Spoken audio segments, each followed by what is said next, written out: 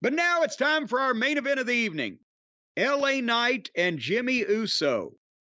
And I've got to, again, I love LA Knight's work. They had nice pace, nice wrestling spots. They kept it moving. The work was pretty solid. I'll say, talking about a habit that both the Usos have developed on the pay-per-view review. But Uso gets the break, and then they come, or gets the break. Uso gets the heat for the break, and then they come back, and LA Knight's fighting back, makes his comeback. LA elbow, here comes Solo. DQ, boom. They start a second of heat. Here comes Cena, and he tosses Solo out. And then Judgment Day music. And then here they all come out. And I think JD's there with them. And Paul and Rhea stare at each other, and then they shake hands. And Paul says, it's authorized. So they're together. Or at least, on the same side against other people. And then all the heels get up on the apron to menace Cena and LA Knight. And the Uso music plays, and it's Jay.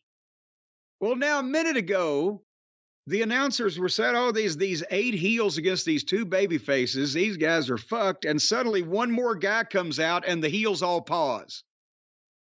But then Cody music plays. And now it's only 4 against 8. And Cody hits the ring. The fans are singing his song because it got cut off early because he ran in on the run-in. And then the fight starts, and boom, boom, boom, and the baby faces prevail and hit all their moves on JD McFunco, and I think Cena hit 2 of them. And that's the way we went off the air to go to. So they took the opposite approach that Bill Watts used to before the big show. He wants to get some heat. Before the big pay-per-view, they just kicked the shit out of all the heels that when the baby faces were outnumbered 2-1. Interesting approach. Keep the baby faces strong. The heels are indecisive, I guess you could only say. It made sense for Jimmy Uso to come off the apron when Jay came out because there's still that weird, they're brothers and they're, they still talk about each other, but they also hate each other, and we'll see what happens. But it was a good ending going into the pay-per-view, I think. Well, there was a lot of action, but we had 4 baby faces in there that were really, listen to the crowd react. LA Knight's getting ridiculous reactions. Yeah.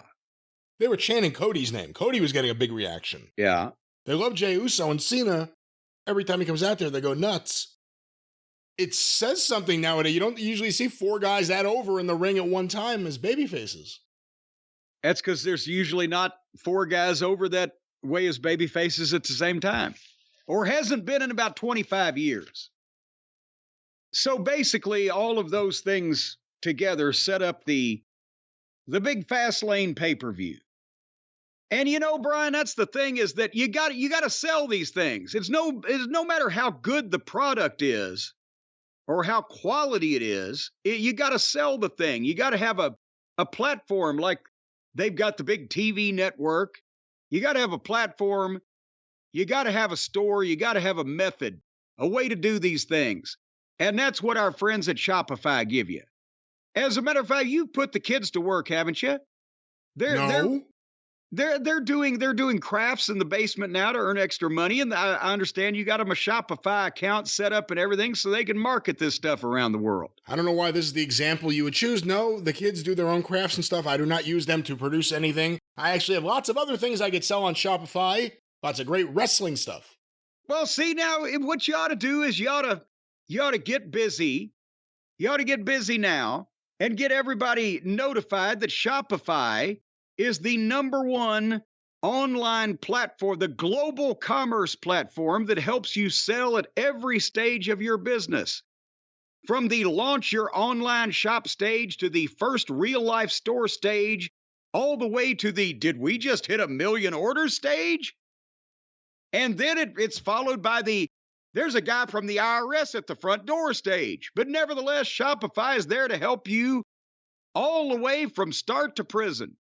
Whether you're auctioning autographed apparel or selling sleek skis, Shopify helps you sell everywhere. You know what that means, don't you, Brian? That doesn't mean just just here in the United States. That means here, Guatemala, Bolivia, the Arctic Circle, anywhere there's somebody that wants to buy your product, Shopify will sell it. And they've got that in-person POS system. We've talked about that many times. They can tell in person up close whether a person is a piece of shit or not and reject their business. But Shopify helps you turn browsers into buyers with the internet's best converting checkout, which has been noted to be up to 36% better compared to the other leading commerce platforms that have converting checkouts. So they got that going for them. But anyway, did you know, Brian? I'll have you know, this is a fact that you should be aware of. Shopify powers 10% of all e-commerce in the United States.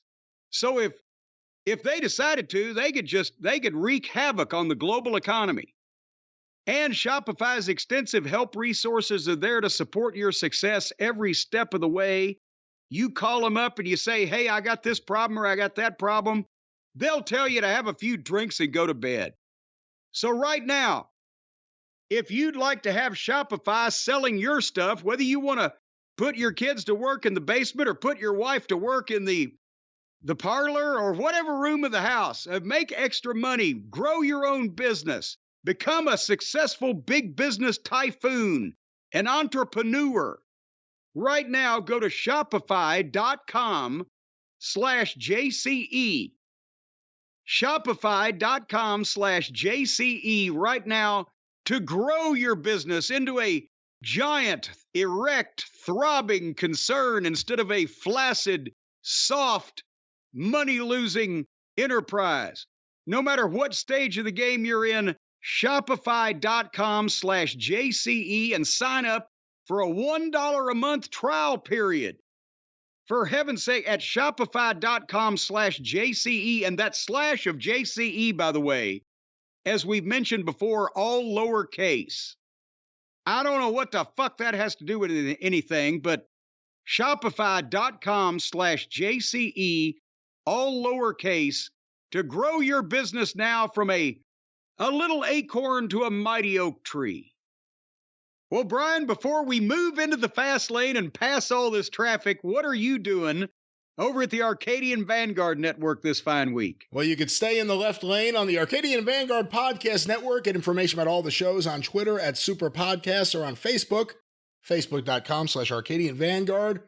Of course, the wrestling news each and every day. Get the wrestling news direct to you. Get it from thewrestlingnews.com or subscribe wherever you find your favorite podcast for your free daily wrestling newscast every morning, with a lot more to come. Stay tuned to the wrestling news. Once again, thewrestlingnews.com. What's the name of that program? The Wrestling News, Arcadian Vanguard's The Wrestling News. And what does it give you? It gives you the wrestling news. Any other questions, sir? No, I'm fine. I believe you're still on the staff of the Wrestling News, technically, contractually. Yes. All right, well. I'm trying to make news. Well, speaking of news, someone who always makes news or writes about news is this week's guest on Shut Up and Wrestle with Brian Solomon. His guest is Tim Hornbaker, the author of the new Ric Flair biography. God it's not Horner. Thank God it's not Horner. I guess you could think I was going there. Tim Hornbaker, not Tim Horner. Tim Horner hasn't written any books that I know of. Yeah, he's never even read one.